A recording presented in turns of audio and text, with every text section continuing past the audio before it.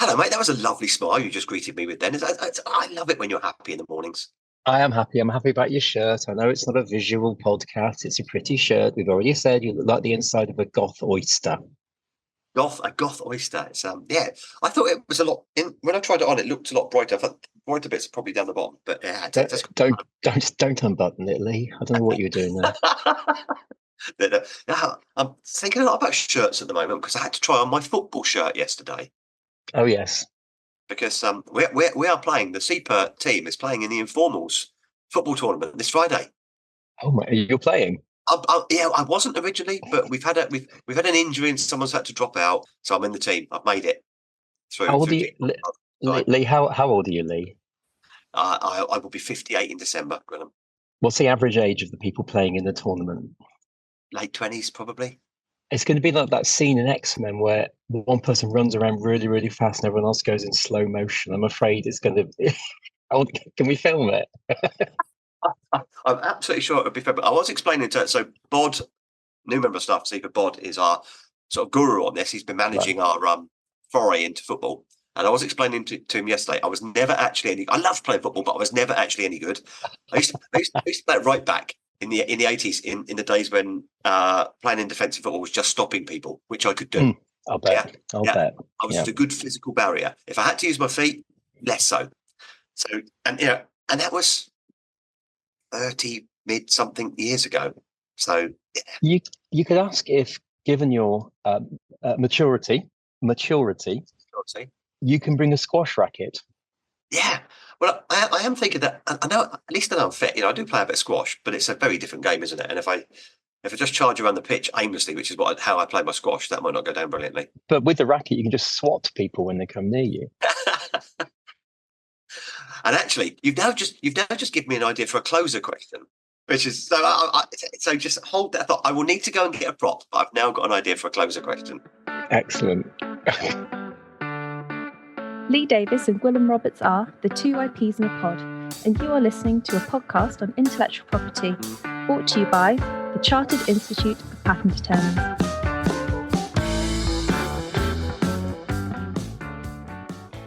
We've got three guests who are sat there thinking we've come on the wrong show. This isn't what we were expecting at all. I love it when we've got a series of these coming up when we do an IP inclusive type podcast. They're really cool because you get people on the leading edge of all of the work that we're doing around equity, diversity, and inclusion. And today's no different. So today we're looking at IP and me, and we've got three guests on who are going to explain to us all what that's about. I mean, we have touched on this previously in the podcast, Graham. You will, of course, remember that we've had IP Inclusive on in the past, and we've kind of talked generally about this. And when we first started the podcasts, it was in that time in lockdown when diversity and inclusion was become, particularly around race, was a big thing because of horrible, nasty things that have been happening in the States, and we're rolling out of that. So we have done some content on this before. So I think it's really, really good time to revisit it. So let's get the guests on, shall we? Yes. So let's start with Beatrice. Beatrice, who are you? This is your moment to kind of explain to us who you are, what you do, and why you're here. Hello, everyone. I'm Beatrice. You can call me B. And I am one of the three co-leads of IPME, and that's why I'm here today. I am a trainee patent attorney at Forrester's. I started it almost 3 years ago now, so I'm part qualified in the UK, sitting finals this year. And yes, I'm in the life science team, so my background is in biology, and that is me. Oh, well, thank you, and welcome to the podcast. Thank you. Above everything else, enjoy yourself because this is a nice, friendly, relaxed conversation. So, Lianne, over to you. Hi, yes, I'm Lianne.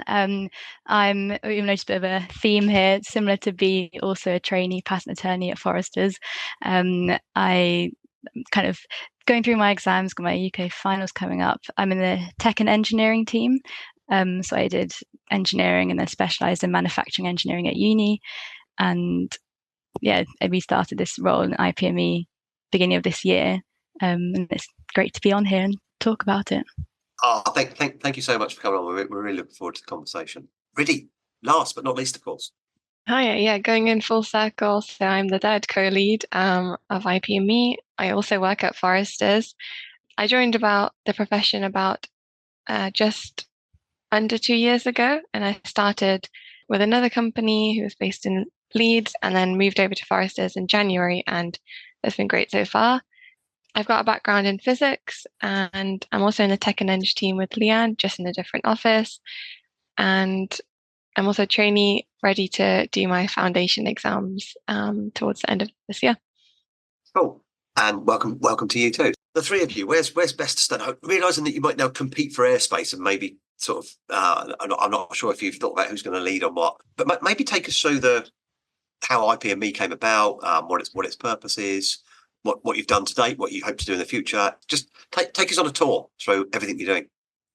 I guess we'll pass the words between each other, but I can start in general. I've been actually part of the IP&Me a bit longer than Riddhi and Lianne, because I was part of the committee last year as well, but I was the social secretary, if you want to call it that. So IP&Me started it quite a long time ago now, probably like 2015 or something like that, a bit later. And we are a community that focus on ethnic minorities in the IP profession, and our aim is to celebrate diversity and inclusion, to support people in the ethnic minority, create a network, and assist people from minority backgrounds in the profession to get in, which is already hard for everyone, but even more if you come from an ethnic minority.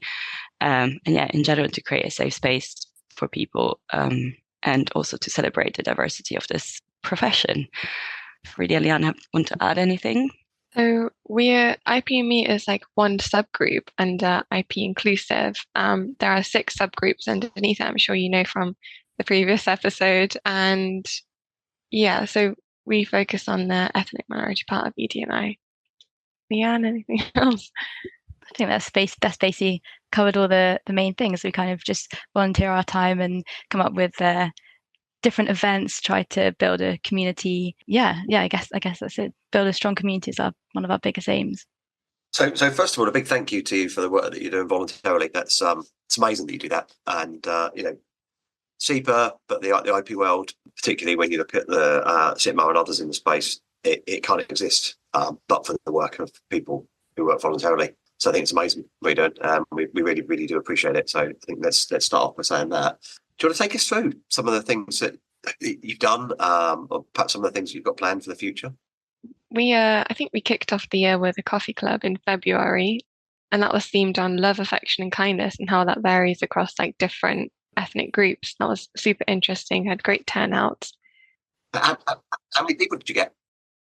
The first one I think was about just under 20. Wow. 15, yeah. Yeah, 15, 20. And then the next coffee club we had, I was inspired by the theme. So the theme was, why is ED&I still important?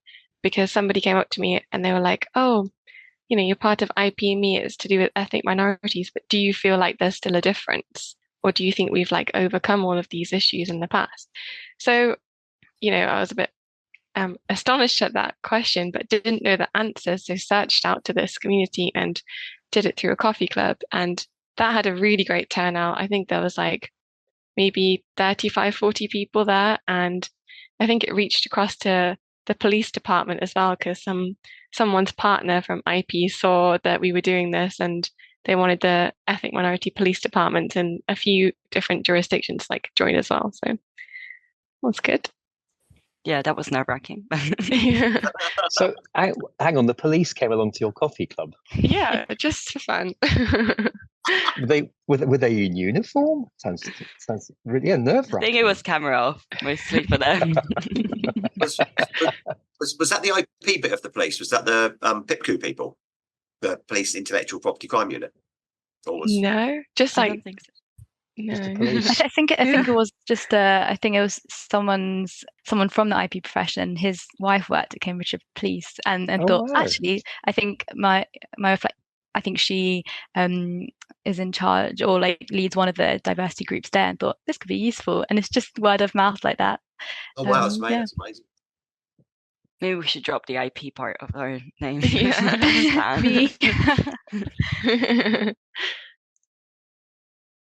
Just a quick question there, actually, or statement, really, which is that you obviously got a topic there that got real interest, that second one about, is EDI still important? I am surprised that anyone's asking that question, but there has been some talk, I think, that, for example, the government is a little less committed. Well, let's not speak for the new government, actually, but recently government has been a little bit less committed and a little bit less forward-looking than it was maybe a few years ago. So if anything, it's even more important now, isn't it?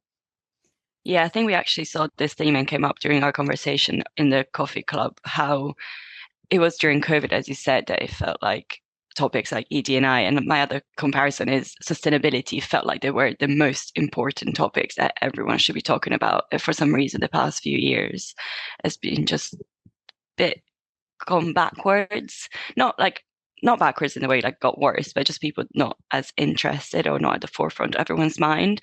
And I do think that probably the ugly things going around the world, wars and things like that, have probably taken the forefront of everyone's minds. But we have noticed a shift, and it's one of the things we talked about during the coffee club, actually. Yeah, and during I think it was during that coffee club, we put out like a word cloud, and as people were saying things, we were writing down words that kept coming up. And I think the word that stood out was fatigue, like ED&I fatigue. It's that feeling of a bit of frustration that, we keep pursuing the same topics. It doesn't feel like we're getting anywhere, and it just feels like we're not making impact anymore. And maybe that's also why, the government doesn't feel like there's as big a push. It's just, it's slowed down, but you have to just keep going. It's like, I think someone said it's a marathon, not a sprint. You have to just keep going, keep pushing it. It's always going to be important. And that's fatigue within the community, as it were, as opposed to externally from people not in the community, just kind of thinking, okay, I've had enough of this, let's move to the next topic now. Or is it everywhere? Is the fatigue everywhere? I think it's allies as well. I think it's just people that are committed to this work still are finding that they have to repeat the same things over and over again, host the same events over and over again, just to try to reach more and more people. And I think this is another challenge that the whole of IP Inclusive is going through, of trying to expand to outside the people that, there's so many people that already work within IP Inclusive and they come to the events, but it feels like it's hard to convert new people, and you're preaching to the converted, I think is the sentence that came up a few times. So I think that's the fatigue that a lot of people feel. Yeah. I think the other thing is, like, most of the events, ED&I events that are held, people who are already part of that group and care about it come along to it, but the outreach needs to be like further than that. And that's where I guess some frustration comes in that too. Any thoughts or ideas on different things you can do for outreach? It must be tough, mustn't it? Things like this. Things like this. This is exactly why we're here. I think we know it's a different channel from what usual IP Inclusive channels. It's not just the LinkedIn pages and things like that. So we hope that new people will hear about our communities and things like that. And even just when we meet other trainees, sometimes they have no idea that our group exists, and that is astonishing to us because it feels like it's our whole life. But for other people, it doesn't even exist. Yeah. I think in the coffee clubs, we had a few ideas come up as well. Like, someone was saying that to make ED&I part of the appraisal process at work as well. So, like, have you attended, 1 hour of something to do with ED&I, or have you contributed? And that could be like a really nice way to make sure it's kind of compulsory for everyone. But I don't know if you want to force that onto somebody or not. Sure. Another idea is start to invite people that already come and they're already converted, as we say, to just bring a mate. Just say, bring a friend that you doesn't usually go, and just say, just come to this event, and hopefully slowly that will spread and they'll have a good time and then maybe come again. Yeah, I think a big bit is almost giving that explicit permission. People think they can't come just because for South Asian Heritage Month. Oh, I'm not South Asian. I feel strange coming. Like just realizing that there's this definition, there's this term called an ally, or you can just, we're trying to make it as open as possible, just by anyone can join, and we're all not scary people. Everyone's trying to figure it out. Just because we're, you might identify in that certain group doesn't mean you've got all the answers. It's more just like everyone's there to learn and educate themselves. Well, I was going to ask what sort of a percentage question. That's an awful way to ask this question. In terms of allies, do you get enough people turning up to the events that you do who are not from directly within the community but supportive of it, or do you need more allies? I actually think that for think about coffee clubs, we do have a good mix, but it does, from memory again, it feels like they are the same people. So maybe not new ones. And without too much stereotype, I do feel like a lot of the allies are often women more than men. We can certainly try and fix that through the podcast. So there's a call out there, isn't it? Let's get more men involved in allyship. Please. That word ally whoever came up with it is brilliant, because it has helped people who, maybe weirdly, this may strange sound, it's a little bit fraud, as you kind of suggested, you feel like a bit of a fraud turning up to these things without some kind of recognition of where you fit into the picture. So that term ally, I find incredibly helpful personally. And I think, Lee, another thing we should really push that whole ally side is that's what that's what everyone else outside that little group is, an ally. Hopefully, that's what we want to kind of create. I think that vibe actually. Yeah, I'm the ally of the co-leads as well. I am not from a minority ethnic background, so even just me being there hopefully shows that you can even be a very active part of these groups without needing to be part of the denomination or whatever. So yeah, allyship is also the very important theme of this year for IP Inclusive in general for all the groups. So that is definitely our priority. Can I throw in a perception question? And because I often, when I'm asked the question that I'm about to, I think, pose to you, I always answer it from the sort of frame of reference that I've got, which is obviously chief executive of CEPA. I see all of the kind of applications for particularly new students coming into the profession. You go along to the CEPA conference, and you go along to other student events, so you get a feel for what the profession is like currently from a student intake perspective. So if you look at that, we're not great at doing diversity statistics gathering, but I know that we do lots of work on that. IPREG's doing it. We've just done a recent survey on it. So we know that historically we've not been great around sort of representation from ethnic minorities. But when you look at the student population, when you look at, perhaps if you look over the last 5 to 7 years, you definitely get a sense that that's changing. Yeah, you definitely get a sense that it seems to be that more and more people from diverse backgrounds are finding ways into the profession, presumably because of the brilliant work that IP Inclusive has been doing through Careers and Ideas and through CEPA and SITMA and others now starting to position themselves in this space. So do you get that sort of sense from your perspective? So this is me looking at it kind of externally. Do you get that sense from your perspective? Are you seeing the profession changing in that way? Is that a fair assessment? I think so. Yeah, I think probably we all three went to the student conference, the CEPA student conference earlier this year, and I think that was like the best opportunity to see a lot of people our age in one room. And I think that you could definitely see it was very diverse. There was people from all sorts of backgrounds, and when you talk to people more senior, when they came in, when you're looking for a job and you go on the people's page of the companies, and you naturally just look through and think, can I see myself fitting in there? Will I stand out? But I think it's definitely, you can see a difference, and like you say, it's also because IP Inclusive, they at that student conference, even they had a big talk then, and just pushing their name out, spreading awareness. That's all going to make such a difference. And I feel like it's anyway a niche career, so it's difficult as it is to get people in. But if it's more, through word of mouth, people recommending. So I think just naturally it's going to grow and become more diverse as people join. Yeah, we also get speaking from people within the community, or in general people from ethnic minorities, everyone gets lots of LinkedIn messages from people similar to them, or that maybe see themselves in people that are already in the profession and ask for help and tips on how to get in and how it is to be part of the profession when being part of an ethnic minority. So definitely putting yourself out there helps, even if it's just visibility, for more people to see you and be inspired and wanting to join in. I noticed actually when you were talking about some of the focuses that you have, you mentioned, diversity within the creator community, diversity within the profession, but I think you also talked specifically about the challenges of getting in from a minority background. You've given one kind of reason there, which is that you look at the profession and think, oh, that's very white, that's very male, whatever it might be. What are the other obstacles? I don't see these obstacles, and I didn't have any obstacles like that, so I don't understand what they are. What kind of obstacles do you think sit there in terms of getting into the profession?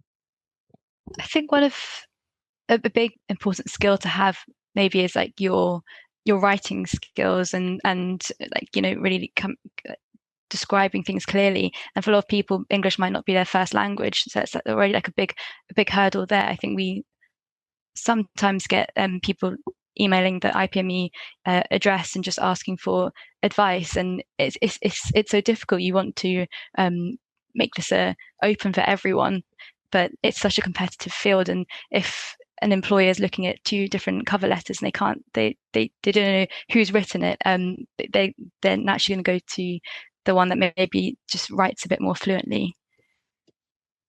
I think some of the other issues, like the LinkedIn messages that I have from I think minority groups, is that they're always wondering about visas, and like I don't know about that because I was born and raised here, but my parents were like first generation migrants over from India and Africa, and I mean maybe like a bit more.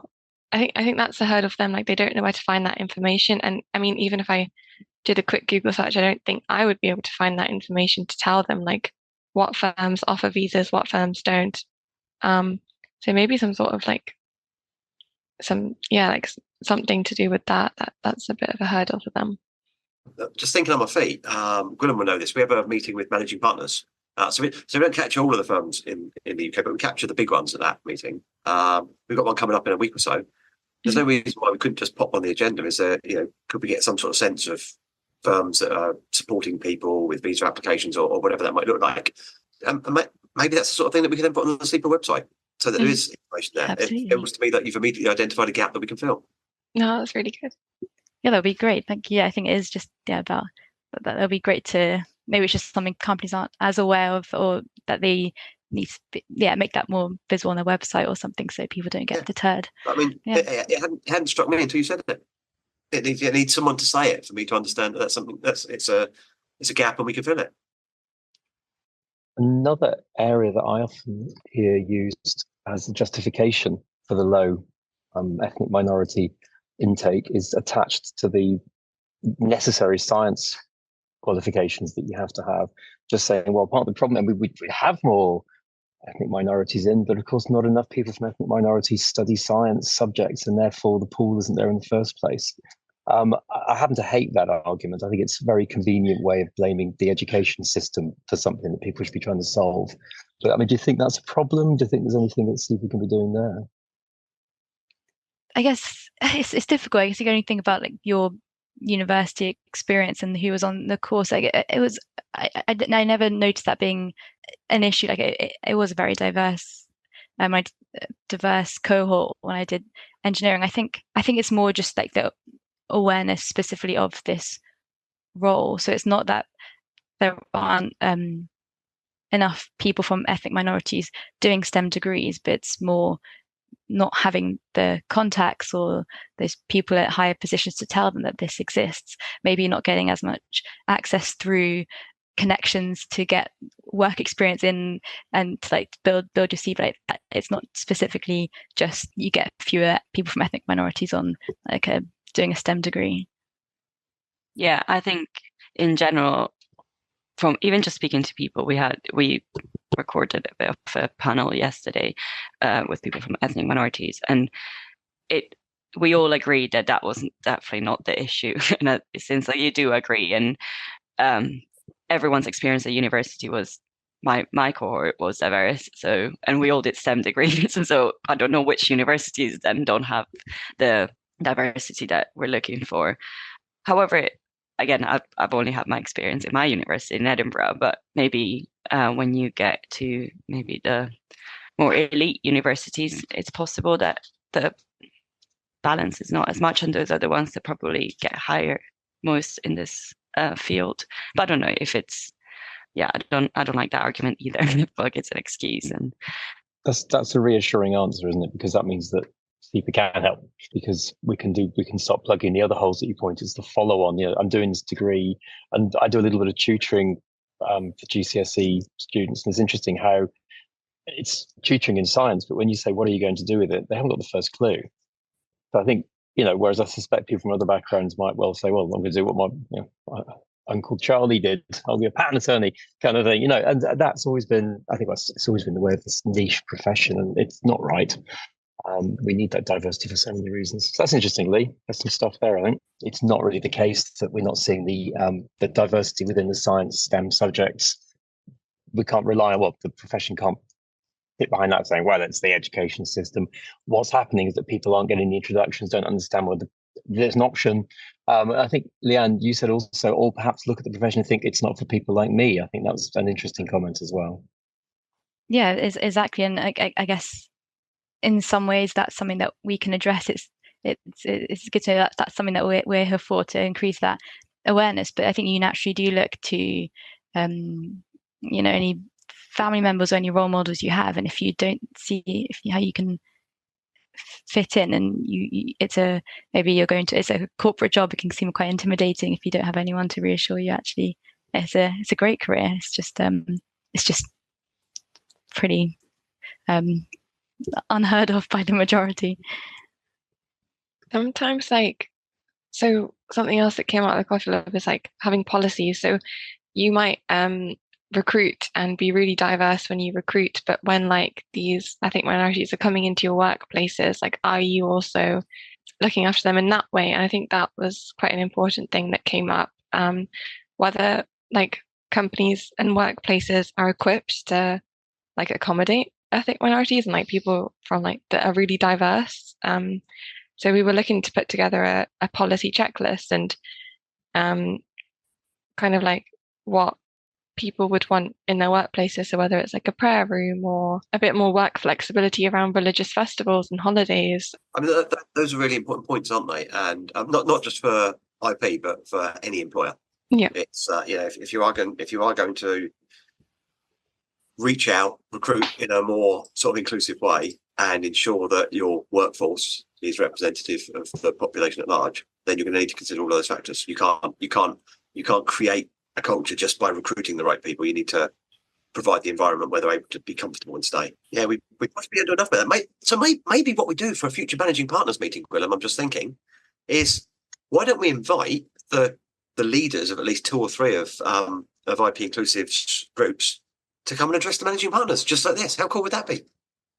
Yeah, I think the topics that leap out are basically initial hiring and retention, both of which everybody, one reason or another, struggles with. On that retention one that fascinates me is you mentioned the kind of the religious side and festivities and that kind of thing, which obviously, again, we're getting more aware of. I think everybody's now being taught better on that, which is really important. Another one is the social aspect, and Lee knows I've got a slight, one of my mention bugbears, it turns out, is around the very British pub culture. You begin to realize it's great if you love the pub and if it's part of your kind of life and frankly your faith or whatever, but that's presumably pretty exclusive if you're not careful. Yeah, definitely. And I think we are starting to see that as well. And I think Lianne and Riddhi both grew up in the UK and have moved here almost 6 years ago or something. So I think it's hard even for us sometimes to just say, oh, maybe we should do a social event and let's meet up in a pub, and then we stop and think that's not probably representative of what our community even wants. And actually, it sounds like from previous conversation that a lot of the ethnic minorities that come and join our groups are food in their countries, one of the main social excuses to meet up and things like that, rather than drink. So supper clubs have always also been an idea being talked about to create community rather than sitting in a pub where the expectation is to have alcohol, which is not everyone's favorite activity.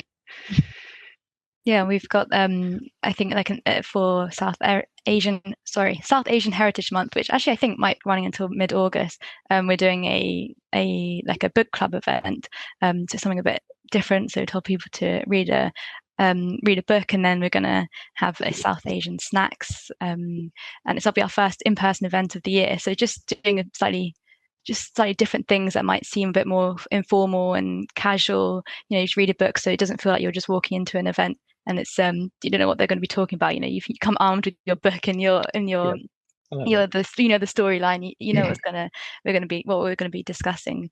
So it's just I guess these are individual one-off events, but we're hoping over time people start meeting each other, and it builds more of a community, and then they feel more confident to reach out to each other and organize their own events, or say, hey, there's this exhibition going on, let's go see this together, rather than just the usual, let's go down to the pub. Something I've done a few times with especially clients and contacts from Asia have come over here, and they are quite interested to see the pub and to go to it. But when I explain that the British way of doing it is to stay in the pub till 11 o'clock, and that we have a phrase, eating is cheating, they look at me in utter horror, like a total barbarian, which of course is basically correct. Mm-hmm. But that was the first insight I got into just how weird some of the British habits are, and again, how alien they can be if that's not part of your background, and genuinely exclusive if you're not a drinker, for example. So I've got a big thing about that. Doesn't stop you going to the pub. I've noticed that. It's and I commend you for it. It's I think it's important for people to come out and say, yeah, actually, I was a big part of this. This is how it was, and recognise that people aren't necessarily comfortable like that, and we need to change. Yeah, I think it's great what you're doing, personally. Yeah, I think I guess growing up also, so both my parents are originally from India, and it's just always, if you have people over or anything, it's always food. If they're not rolling out the door like stuffed, that it's just I feel like it comes, and everyone. Yeah, it's just that's always, if there's any sort of event or people over or anything, that's always the focus. Now, I can see this heading in a different direction, of course, because there are people like me who try to not eat. Because I'm a bit odd like that, and I might feel alien at these events if we're doing eating. No, sorry, it's a joke. I as Graham knows, I eat like a horse. I'd be physically, in every sense, he eats like a horse. It's horrific. we just put a bag on his face and leave him to it. I thought that wasn't for eating purposes, though. That was just to hide me, wasn't it? It's just we put some crisps in it. Lasts longer.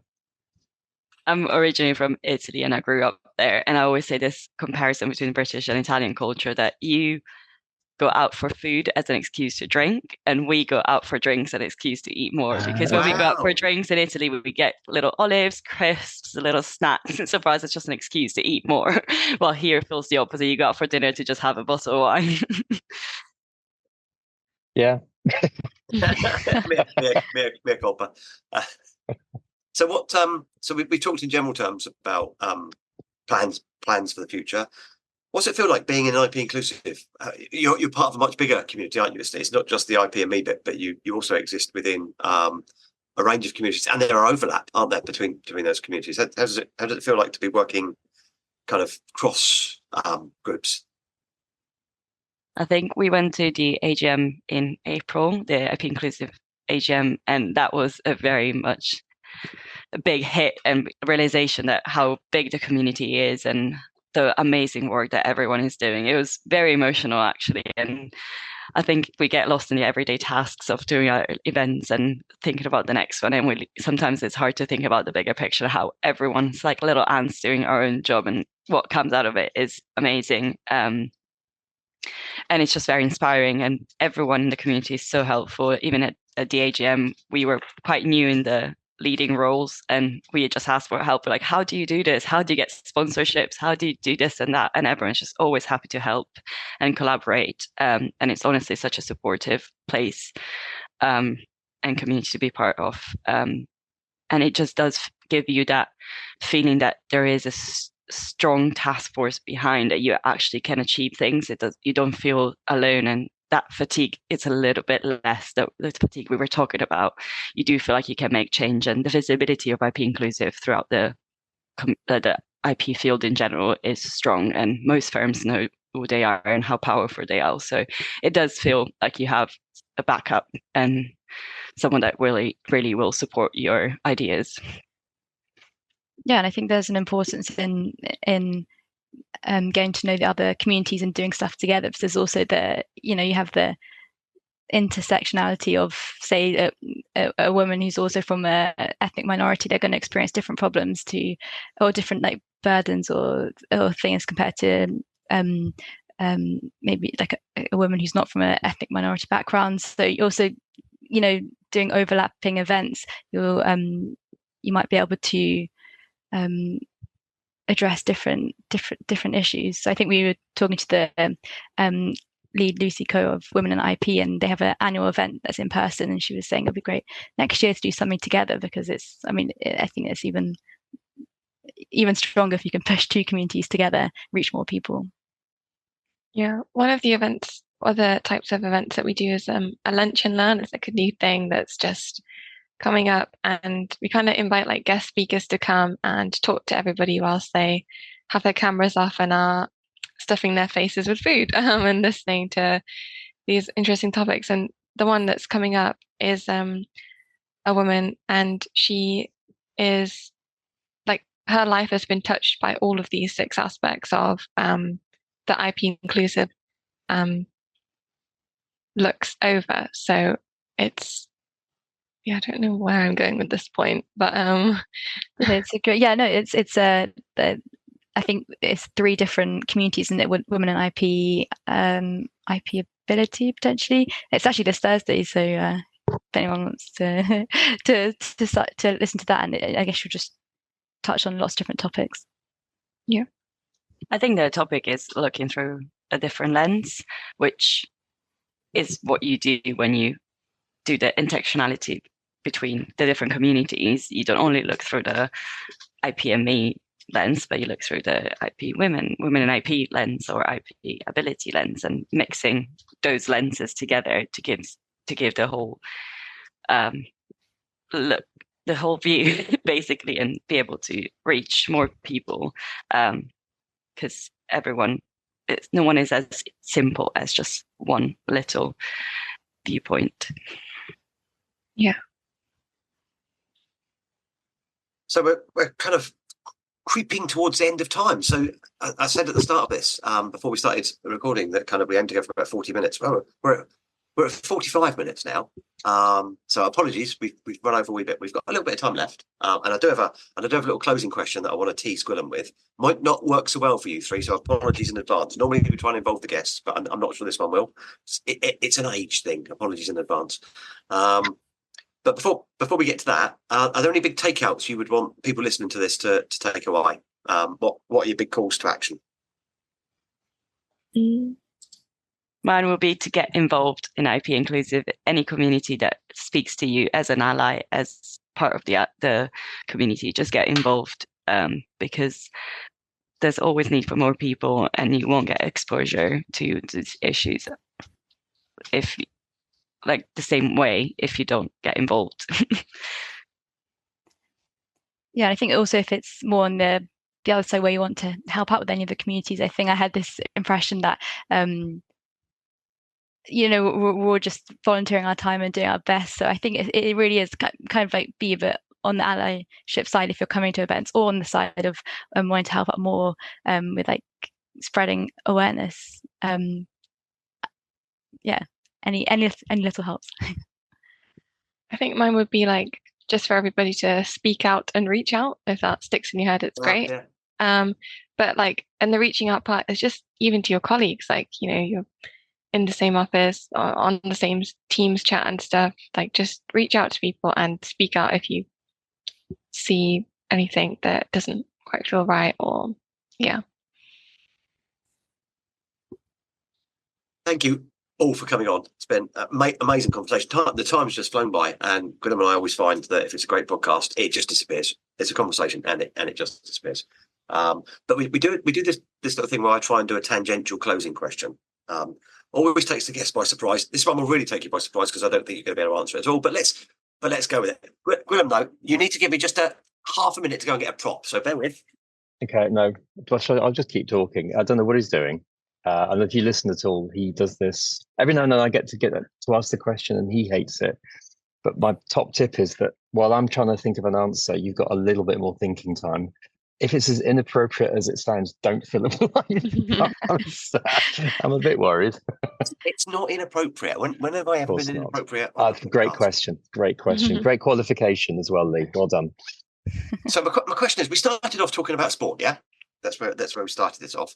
And I'm wondering, Gwilym, and Beatrice, Lianne, and Riddhi, is there anything from your kind of like past, maybe your childhood, in a sporting sense, some piece of equipment or some such thing that you'd love to see again, that you'd love to get back? Maybe something that first attracted you to a sport and you'd love to have it again. That's actually more difficult than usual because I'm so unsporty. It's ridiculous. I think I must have had a beautiful pair of football boots that I loved, and then they got muddy because I played in them and I went off them. I'd love to get boots. Back in the days when they were metal studs and you could screw them in and out and put longer ones in it and sharpen them and things like that. Well, I did sharpen them. I'm not a barbarian in that way. Probably a lovely old pair of boots, I think. Okay. So I know it's probably terribly unfair, but let's see if it works, and then I can do my great reveal. So, Beatrice, anything you'd like to see again? I don't know. It's not sporty, but I feel like as soon as you said when you were young and sporty, I remember, I don't even know if it exists in this country, but we used to jump. Two people were holding a rope from each side and do like choreographies across the rope, and that was like the highlight of every like lunch break at school. So I miss jumping around the rope. That's far too complicated for someone as uncoordinated as me. Lianne. What came to mind for me, this is really when I was very young. I promise I'm not doing the egg and spoon races anymore, but I think that was somehow I just had that that innate talent to just balance an egg on a spoon when I was 10. So I think that was like the one race I would get first in. So maybe gain that back. Maybe there was I can't top it. Maybe there was some blue tack on it if I ever see it again. That's why I did so well. But Riddhi, how about you?